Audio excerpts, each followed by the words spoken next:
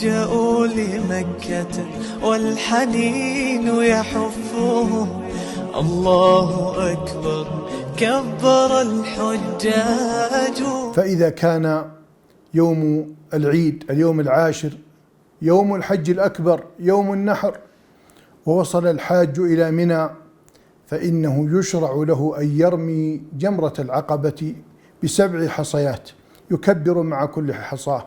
جمرة العقبة هي آخر الجمرات مما يلي مكة، يرميها ثم يشرع له للحاج المفرد أن يحلق شعر رأسه أو يقصر، فإذا رمى وحلق أو قصر فإنه يحل له كل شيء قد حرم عليه أو حظر عليه إلا النساء. يلبس الحاج يستطيع أن يلبس ثيابه وأن يتطيب وأن كل شيء إلا النساء.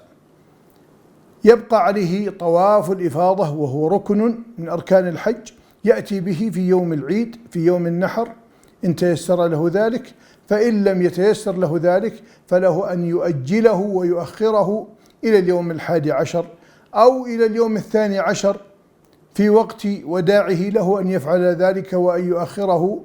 فإذا أتى الحاج بطواف الإفاضة فقد حل التحلل الثاني الذي يحل له كل شيء حتى النساء، وبهذا يكون قد انتهى من أعمال يوم النحر، وهو من أعظم الأيام عند الله قدرا.